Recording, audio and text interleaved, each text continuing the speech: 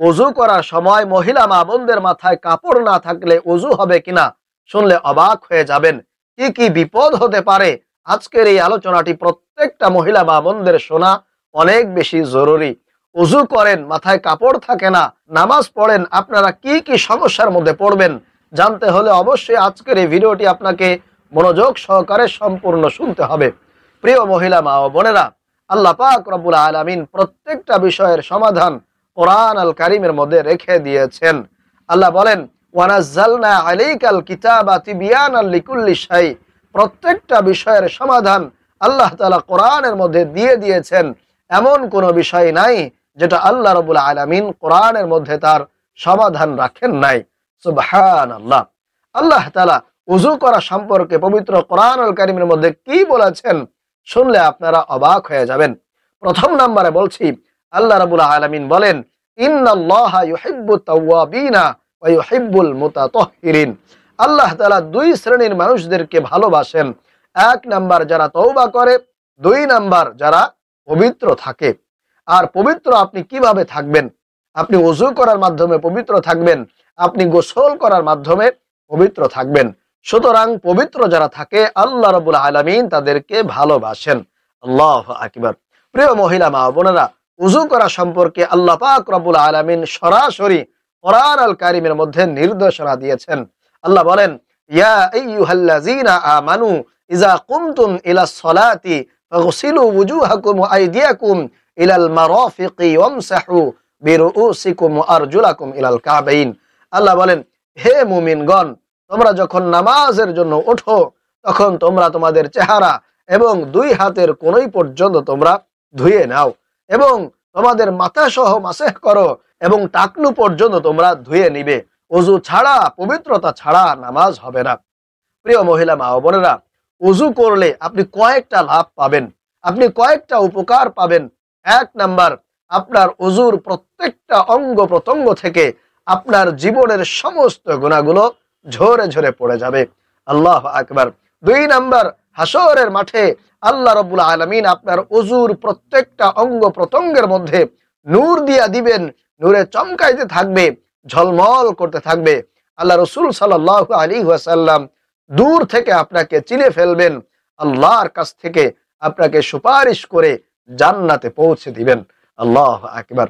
তিন নাম্বার, আপনি যদি ওযু করে পবিত্র থাকতে পারেন তাহলে শয়তান আপনাকে কোনো প্রকার ধোঁকা দিতে পারবে না, কুমন্ত্রণায় ফেলতে পারবে না। সব সময় আপনি শয়তানের ধোঁকা থেকে, কুমন্ত্রণা থেকে নিজেকে বাঁচিয়ে রাখতে পারবেন। সুবহানাল্লাহ। এছাড়া আপনি যদি ওযু করেন, পবিত্র থাকেন, তাহলে আপনার চেহারার মধ্যে নূরে চমকাতে থাকবে, ঝলমল করতে থাকবে।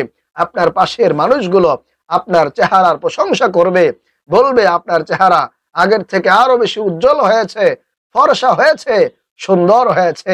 আপনার স্বামী আপনাকে মহব্বত করবে, অনেক বেশি ভালোবাসবে ইনশাআল্লাহ।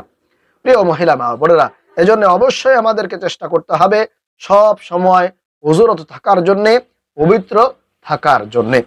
এখন আসুন মহিলা মা বোনদেরকে বলছি, আপনারা মাথায় কাপড় ছাড়া ওযু করলে ওযু হবে কিনা এবং কি কি বিপদের মধ্যে পড়তে পারেন। প্রিয় মহিলা মা বোন, এখানে কয়েকটা বিষয় আপনাদেরকে খেয়াল রাখতে হবে। এক নম্বরে, আপনি যখন একাকী ওযু করবেন, আপনার আশেপাশে যখন কোনো মানুষ থাকবে না, তখন যদি আপনি ওযু করেন এবং সেই সময় আপনার মাথায় যদি কাপড় না থাকে, কোনো অসুবিধা নেই, আপনার ওযু হয়ে যাবে। কারণ আপনি একাকী ওযু করতেছেন, আপনাকে কেউ দেখতেছে না। এরপরে দুই নাম্বার যে বিষয়, সেটা হলো আপনি ওযু করতেছেন, আপনার মাহরাম আপনার সামনে আছে, অর্থাৎ আপনার স্বামী আছে, কিংবা আপনার শ্বশুর আপনাকে দেখতেছে, অথবা আপনার সন্তান কিংবা আপনার ভাই, আপন ভাই আপনাকে দেখতেছে, তাদের সামনে আপনি ওযু করতেছেন। সেক্ষেত্রে আপনার মাথার মধ্যে যদি কাপড় না থাকে তাহলেও কোনো সমস্যা নেই, আপনার ওযু হয়ে যাবে, কোনো অসুবিধা আপনার হবে না ইনশাআল্লাহ তাআলা। কারণ তাদের সামনে আপনার পর্দা করতে হবে না, পর্দার বিধান সেখানে নেই। প্রিয় মহিলা মা বোনেরা, তিন নাম্বারে, আপনি কোথাও ঘুরতে গিয়েছেন, বেড়াতে গিয়েছেন, সেখানে আপনার নামাজের রক্ত হয়ে গিয়েছে, আপনি নামাজ পড়বেন, আপনাকে ওযু করতে হবে। আপনি ওযু করতে এসেছেন, আপনার আশেপাশে পরপুরুষ আছে, গায়রে মাহরাম, যাদের জন্য আপনার উপরে পর্দা করা ফরজ, পর্দার বিধান এখানে আছে। অতএব সেইখানে আপনাকে যদি ওযু করতে হয় অবশ্যই আপনাকে ঢেকে মাথায় কাপড় দিয়ে সুন্দরভাবে ওযু করতে হবে এবং এভাবেই আপনার জন্য ওযু করাটা উচিত হবে। আশা করি বুঝতে পেরেছেন। সেখানে একেবারে খোলামেলা ভাবে ওযু করাটা একেবারে উচিত হবে না। প্রিয় মহিলা মা বোনেরা, এই বিষয়গুলো কিন্তু খুবই সহজ, তবে এটা কিন্তু খুবই গুরুত্বপূর্ণ। আপনারা হয়তো অনেকেই জানতেন না, এজন্য আমি আপনাদেরকে আজকে ইনশাআল্লাহ জানিয়ে দেওয়ার চেষ্টা করেছি। আপনারা যদি সবসময় সঠিকভাবে ওযু করে পবিত্র থাকতে পারেন অবশ্যই অনেক বেশি সওয়াব পাবেন। আল্লাহ রাব্বুল আলামিন আপনাকে জান্নাত দান করবেন ইনশাআল্লাহ। আল্লাহ রাব্বুল আলামিন আমাদেরকে সঠিকভাবে ওযু করে সুন্দরভাবে ওযু করার মাধ্যমে সব সময় পবিত্র থাকার তৌফিক দান করুন। আমিন।